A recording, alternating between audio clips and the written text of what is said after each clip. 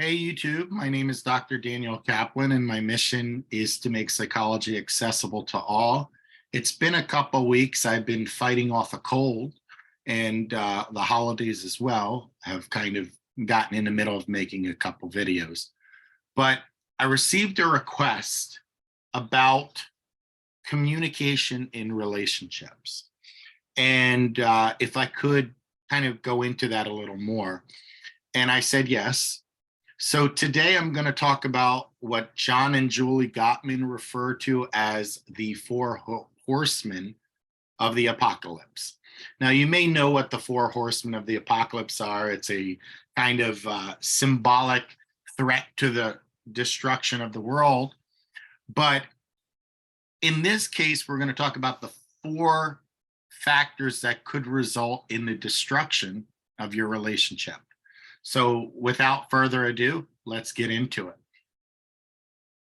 So the four horsemen of the apocalypse in relationships are criticism, contempt, defensiveness, and stonewalling. And in today's video, we are going to look at each of these. We're going to talk about what the hallmark features are. We're going to talk about examples of each of these four. And then we're going to talk about antidotes or ways that you can address these four horsemen. And John Gottman did a lot of research on relationships, and he could predict, based on how people communicate with these four horsemen with over 90% accuracy, whether the relationship was going to be successful. And he decided in his love lab that he was going to offer solutions. So as a function of his love lab, he came up with antidotes. So we'll talk about the solutions or antidotes to criticism, contempt, defensiveness, and stonewall. So let's start with criticism. Criticism refers to verbally attacking someone's personality or character, right? And that's important. You're attacking their character or personality rather than the behavior itself. And this is a common area where couples fall prey when they cannot separate the difference between something that is characterological or personality based or whether it's behavioral. And not being able to make that distinction is going to result in fights. It's going to result in conflict. And that conflict is not good, right? So when we talk about attacking a person's personality, well, then if it's their personality, they're never going to change because personality is relatively stable. But if it is behavioral, then they have an opportunity to change, right? So criticizing a person's character is implying that there's something wrong with them, whether it be himself or herself or themselves, right? And it doesn't actually give any guidance to what you want. And I want to make it clear, though, just because criticism is not helpful doesn't mean you can't say anything in terms of constructive feedback to your partner. It's more how you do it that matters. So when we talk about criticism versus complaints, everybody has complaints in their relationships, and that's perfectly normal. But criticisms and complaints are not the same thing. So if a person puts a spotlight on a complaint, they're targeting a particular behavior that they want to change. Whereas criticism, you're targeting the person. So let's take a look at a scenario or so. Imagine that you discovered the toilet seat is up, right? A criticism might sound like this. What's wrong with you? Are you that lazy that you couldn't even put the toilet seat down after you use it? Notice the you language, right? When you're talking about character, it's not uncommon for a person to use you language as if you're pointing finger at the person themselves. Whereas a complaint focuses not on the person or their character, but it focuses on the behavior. So it might sound like this, and this is a more helpful piece of feedback. The toilet seat is up again. Please try and put it down after you use it. And that, that is going to put less defensiveness on an individual, and they're more likely to focus on the behavior because you were clear in your messaging. Another example is, imagine your partner comes home from work and they're late. A criticism, again, the you language is, you never think about how your behavior is affecting people. I don't believe you were that forgetful. You're just selfish. You never think of others. You never think of me, right? So a lot of you language attacking the character of the individual versus a complaint switches from the you language to the I language. And this is a little bit different from the previous example, but this is where we want to go. And it's part of the antidotes to criticism, moving to an I language. So it might sound like this, and this is more helpful or effective. I was scared when you were running late and didn't call me. I thought we had agreed that we would do that for each other, right? So talking about one's wants, talking about one's fears, using the I language. So what is the antidotes to criticism? In general, we give people the advice to use I statements and express a positive need. These are the ways that we do it. Now, there's more to it, so you'll see. But you want to start by softening your startup, which means you don't want to put a person on the defensive. Be clear and gentle in how you describe what's happening. Try and avoid judgment wherever possible. And as I underscored in the previous examples, avoid saying you, which could indicate blame. So instead of using the you language, switch it up to I statements so that you can express your need in a more positive way. And instead of focusing on the character of an individual, the personality of an individual, address the behavior that you either do not like or you want. So in order to do this, you have to ask yourself, what do I feel and what do I need? And you have to learn how to make specific complaints and requests. When blank happened, blank would be the behavior. I felt blank. The second blank would be the emotion, right? So now instead of attacking your partner's character, you're focused on the behavior and your experience of the behavior. And it's always helpful, as I said, to try and be clear in what you want from your partner. So use an I statement or I want, I wish, things like that, so that it's clear what you're asking for. So here's another example of the criticism and antidote. You always talk about yourself. Why are you always so selfish? Again, the criticism attacks the individual's character. Whereas the antidote is, I'm feeling left out of our talk tonight and I need to vent. Can we please talk about my day? So you switch from the you statement to an I statement, and you stated your request in a clear way what the behavior you're looking for was. That's very helpful. So that's the first. Criticism is the first of the four horsemen to the apocalypse of relationships. The second is contempt. So you can, criticize a person and label their character, but contempt is a more extreme version, whether it be nonverbal or it could be verbal, where you start to attack that person within a design to hurt them, insult them, or abuse them psychologically.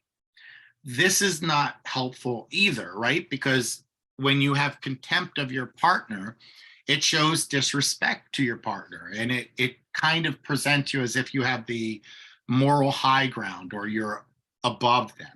So what does contempt look like?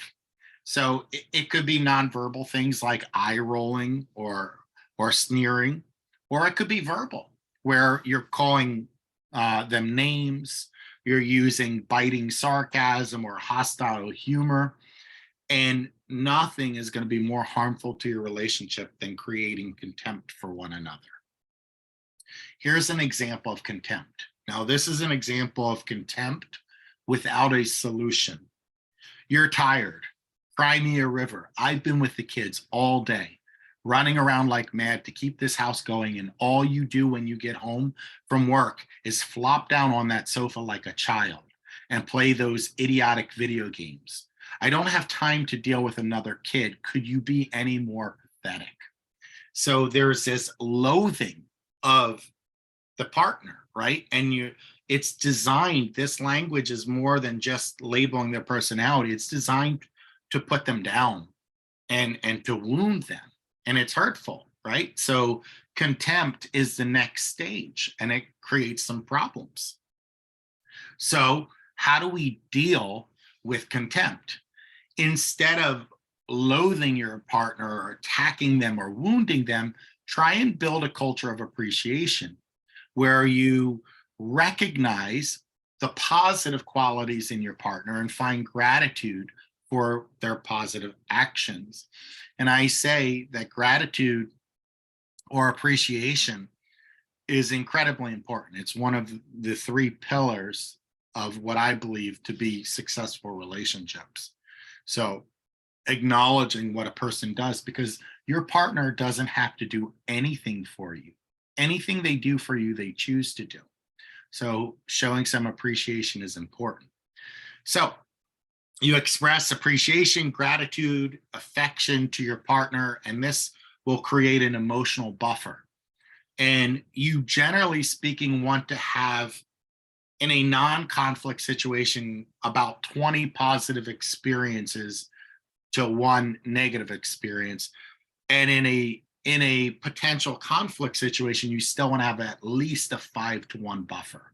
So that 5-to-1 ratio, 5 compliments or acknowledgments of what your partner is doing relative to 1 criticism could be very helpful. And that's going to allow you to have some warmth while addressing a problem. All couples fight. It's going to allow you from shutting down or becoming emotionally distant during the fight. So these are incredibly important, is to build that appreciation, build that buffer with positive experience relative to negative experience, and you can tap into that equity of the relationship at a later point.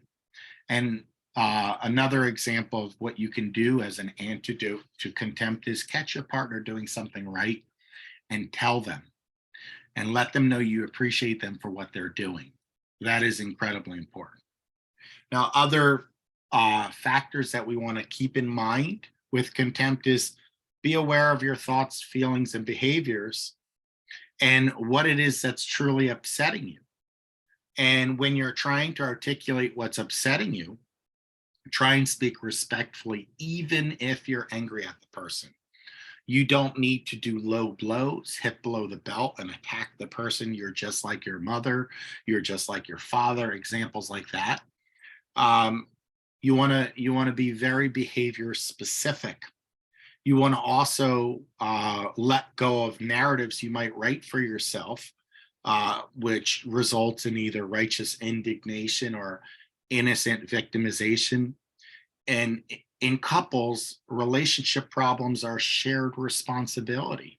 So the righteous indignation or the innocent victimization is not going to help you, right? So trying to address the issue head on without anger, without disrespect, without wounding your partner, these are the antidotes to contempt.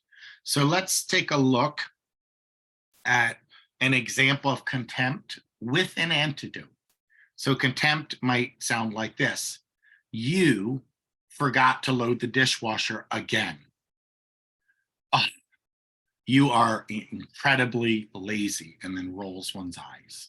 that communication, again, you have your criticism there with the you versus the I statement, and then you have the contempt, which is manifested with the you are incredibly lazy, the eye roll, and the like as if you're like loathing the individual.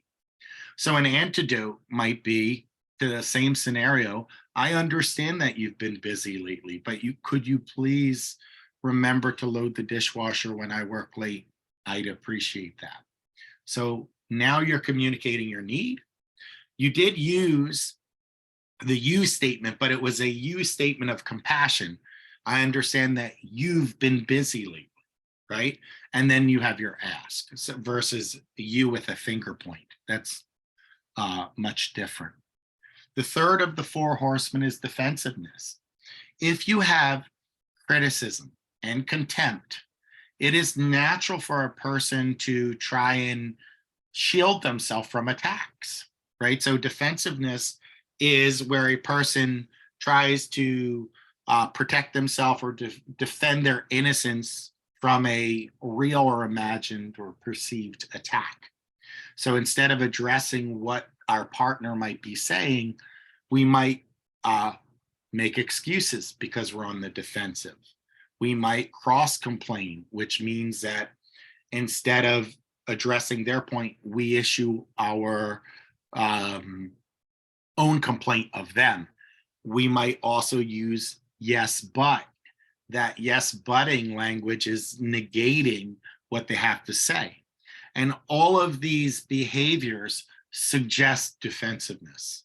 So it is understandable that if a person feels that they're under attack, that they're going to be defensive. And, we have a natural desire to protect ourselves. So trying to break this habit and really receive and actively listen to what our partner is trying to say without trying to push back, without trying to make excuses, without trying to point the finger back at them.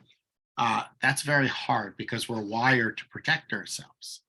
Unfortunately, when we operate from a defensive posture, it's not helpful, right? So what happens is we wind up deflecting, blaming, cross complaining, and nothing gets resolved.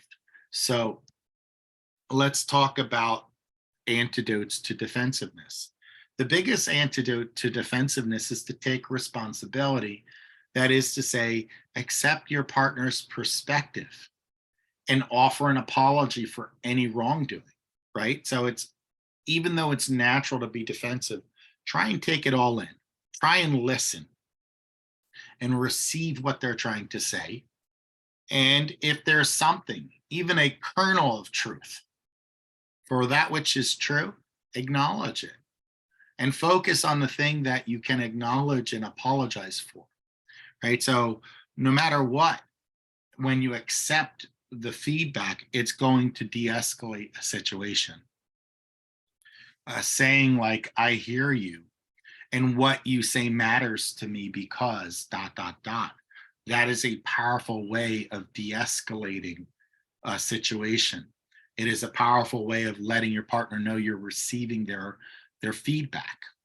I also reference active listening. Maybe what you heard was not exactly what your partner said. And you might be jumping to defend yourself based on how you heard something rather than what they're actually saying. So you might check out with them. Hey, I heard you say this, ... Is that what you really mean? And more often than not, they will correct the record, right? So you can also ask yourself, well, what can I learn from this and what can I do about it? So these are all non-defensive postures. You can also validate what your partner is trying to say. So that allows your partner to know what they're saying makes sense to you, right? Try and receive without cross-blaming, right? So try and receive whatever the criticism is without pushing back, right? So you don't have to point the finger back at your partner. You don't have to deny what they're saying. Just assume responsibility for what your partner is bringing to you. And as I said earlier, learn to get undefended, which is to try and pick out the kernels of truth, try and pick out, well, what is valid in their complaint, and own it and take responsibility for it. So here's a scenario, right? So we have a failed commitment, right? So a person says, did you call Betty and Ralph to let them know that we're not coming tonight as you promised this morning, right? So it's a question. There is an implied lack of action on the partner, and a defensive response would sound like this. I was just too darn busy today. As a matter of fact, you know just how busy my schedule was. So why didn't you just do it, right? So instead of saying, yes, I'm sorry, I didn't get to it, pushing back and say, yes, but you should have done it. And that's not helpful. That's going to escalate into a larger fight, where a more helpful response might sound like this. Oops, I forgot. I should have asked you this morning to do it because I knew my day would be packed, but this is my fault. Let me call them right now. And that ownership is going to de-escalate the situation. Another example of defensiveness. It's not my fault that you're going to be late. It's your fault since you always get dressed at the last second. So now there's that defensiveness about being late and blaming one's partner, pointing the finger back at them. So an antidote to that would be, I don't like being late, but you're right. We don't always have to leave so early. I can be a little more flexible. So paying attention to what's true in whatever is going on. So if there's a criticism about being late, maybe receiving inflexibility, right? In needing to leave at a certain time. So owning that, whatever our partner's saying, it's going to de-escalate. And the last of the 4 horsemen of the apocalypse is stonewalling, right? So if a person is being attacked, one solution is to defend oneself, right? Become defensiveness and cross attack. But another thing one can do, and this is not a good sign, is stonewalling, where a person just puts up a wall and almost emotionally disconnects from their partner. So they avoid conflict, any kind of disapproval, distance, separation. So they might sound like, I hear you, yeah, and kind of they're pacifying you with as few words as possible, but they're not really receiving what you have to say. So they have effectively shut down. So those monosyllabic answers or trying to change the subject to avoid the conflict, these are examples of stonewalling. And while stonewalling may help temporarily, right, as a way of calming you down, it seldom is an effective solution long term, because what it does is it's dismissive to one's partner. It's as if you're not even really listening to them, you're ignoring them, and you're just shunning them. So stonewalling can't work long term. So now, if you do need to shut down, the antidote might be to take a break, take a pause. So psychological and physiological self-soothing, where you take a break and say, listen, I need to revisit this in 20 minutes. Give me 20 minutes to think about this. And in that 20 minutes, calming yourself down, right? So there's nothing wrong with pressing pause. There's nothing wrong with taking a break in a conflict, as long as it's clear that you're going to re-engage in the conversation. So, but sometimes we are flooded with emotions and we need that break. So check with your feelings. Are you feeling overwhelmed? Take that time out, like I said, as you need. And it's not a kind of like, we'll talk about this later and never get to it, but assure your partner that you're going to revisit the conversation. And while you're self-soothing, do something that could be useful in calming yourself down, whether it be listening to music or reading a magazine, focusing on your breath or breath work. All of these things can be helpful. So here's an example. Person A says, look, we've been through this over and over again, and I'm tired of reminding you, ... right? So now the person is in very heavy criticism mode. There's some contempt there because they're wounding the person, and you're receiving this. So you could just, yes, dear, all these things, but that's not going to be helpful. A way to address the stonewalling as an antidote, person B could say, honey, I'm sorry to interrupt you, but I'm feeling overwhelmed and I need to take a break. Can you give me 20 minutes and then we can talk? Now, what that does is it de-escalates the situation.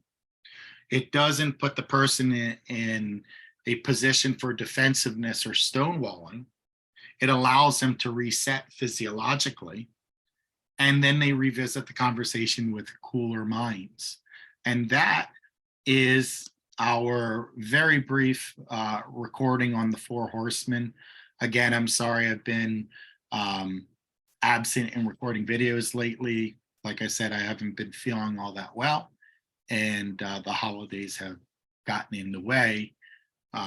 But this is an important video, and I hope you liked it. So if you found it useful, give me a big thumbs up, click the like button, subscribe, notifications tab, and like this video was inspired by a request. If there's any request you want, please put it in the chats. I read and respond to every comment. Until next time, take care, everybody.